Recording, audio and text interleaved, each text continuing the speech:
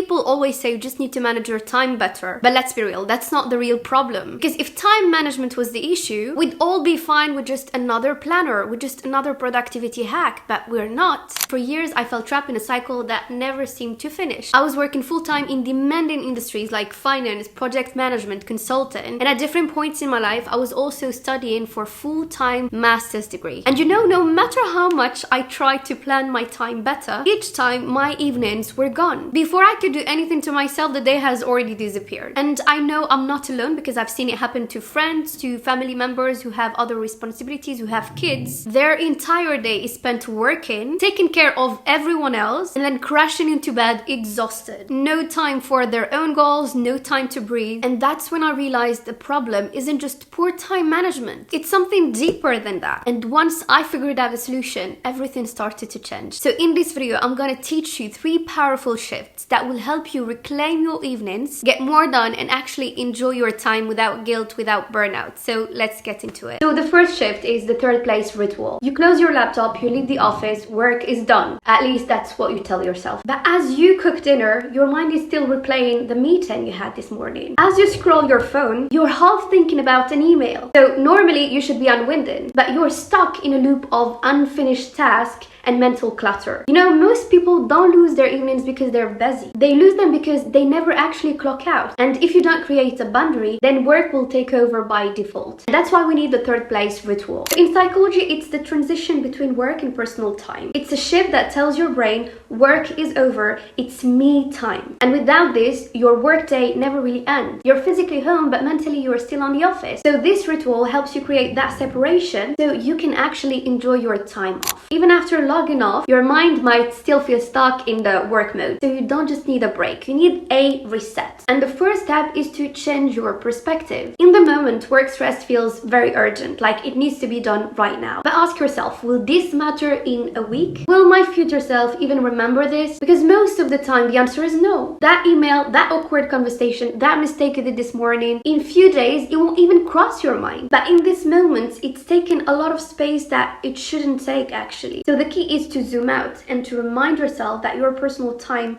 is as important as your work. The second step is giving your brain something to focus on. If you don't set a clear intention for your evening, your mind will default back to work. So before logging off, decide, what am I looking forward to tonight? Maybe it's a book you've been wanting to read, a quiet dinner, maybe it's just laying on the couch doing nothing, just relaxing. Whatever it is, just make it specific. Instead of saying, I just want to relax, say something like, I'm going to put on my favorite playlist, cook my meal, and take my time enjoying it. So when you give your brain something intentional to look forward, work stops feeling like it's the most important thing in your day. Shift number 2, the invisible hours. Let's talk about the biggest time illusion most of us fall into, the way we see our evening. So you finish work, maybe you eat something, you scroll a bit, and suddenly it's 10 p.m. And then you start to think, where did the time go? It feels like you barely did anything. But let me tell you something, between 5 to 10, you technically have 5 full hours. It's almost a third of your waking day. Just imagine if you had 5 extra hours during work. You could finish projects, you could attend meetings, and you can even start a whole new task. But at home,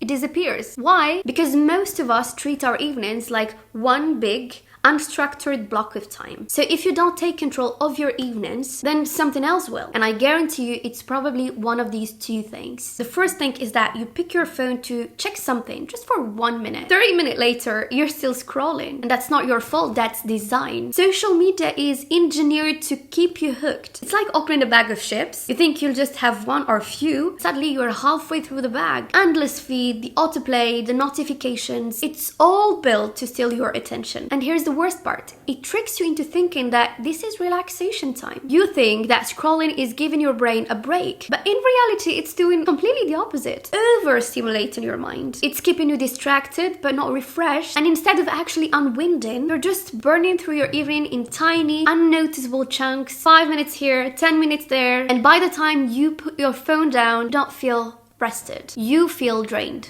So how to stop this? Put your phone away before you sit down for the evening. Not next to you, not in your pocket. I don't want you to see it. Put it in a drawer out of your reach. Because if you don't see it, you won't instinctively grab it. And if you rely on your phone to check the time, then I have another trick for you. Get an alarm clock. Stop giving yourself excuses to check your phone every 5 minutes, every 2 minutes, every second. Because if you don't control your phone, then your phone will control you at the end. The second thing is that most people say, I just don't have enough time. But that's not the real issue. The issue isn't having more time. It's using the time you already have, but better. So just think about it. When you're cooking dinner, you're chopping veggies, and you're waiting for water to boil. So actually your hands are busy, but your mind is free. Now just imagine if you use that time to listen to a podcast, to an audiobook, to a language lesson. Suddenly, dinner isn't just cooking, it's also learning. And that's called smart multitasking. It's pairing activities that don't compete for your attention. And this is the difference between smart multitasking and bad multitasking. Smart multitasking is listening to a podcast while cooking, calling a friend while walking, or folding laundry while watching a show on TV. Bad multitasking is trying to answer an email while watching a Netflix show on TV, or scrolling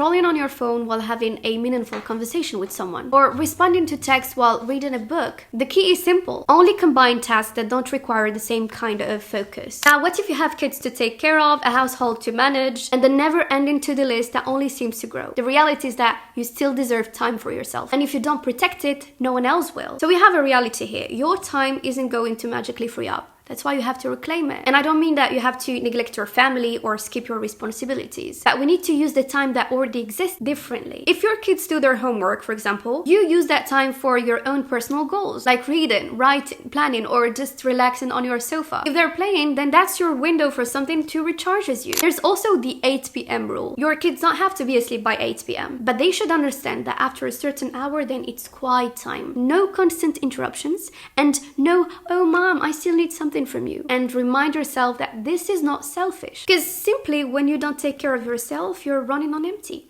And a burnout parent doesn't help anyone. Another thing is that if you're cooking, then let them help you in small ways. If you're cleaning, make it a game, set a timer, and make it a challenge. If it's bedtime, create a routine that they look forward to. Shift number 3, energy-based routines. So most people think that the key to consistency is discipline. They believe that if they just push harder, force themselves into following a strict routine every single day, they will finally stay on track. And that's exactly why they fail, because real life doesn't work like that. You are not a robot. You don't wake up every day with the same energy, with the same mindset, with the same motivation. Someday you feel unstoppable, you're ready to work out, you hustle, you check off every goal, but other days you're drained before you even get home. And yet you expect yourself to perform at 100% every night. And when you can't, you feel like you failed. But the truth is, the routine isn't failing because you lack discipline. It's failing because it was never built to last. Rigid, one-size-fits-all routines, they don't leave room for life. They don't account for exhaustion, stress, low energy days. They set you up for a all or nothing mindset. Either you do everything perfectly or you do nothing at all. And this cycle, it's what keeps people stuck. So the answer isn't discipline. The answer is building a system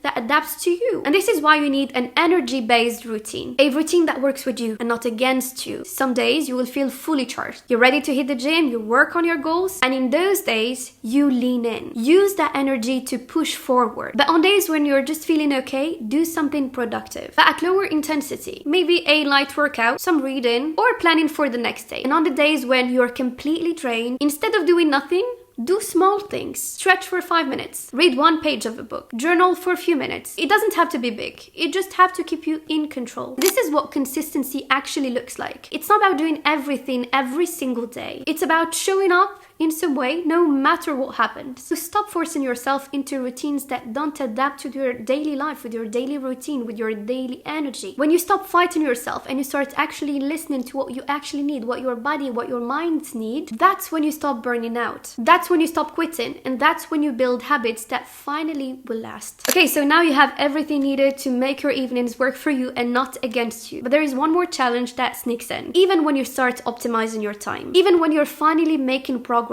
there is still that voice in the back of your head saying, everyone else is growing faster than me. So if you've ever felt like you're falling behind, like everyone around you is in their growth era while you're still trying to figure it out, you need to watch my next video. It will help you build growth in a way that is sustainable and not overwhelming. Trust me, this video will change the way you see your progress. So see you there, and bye!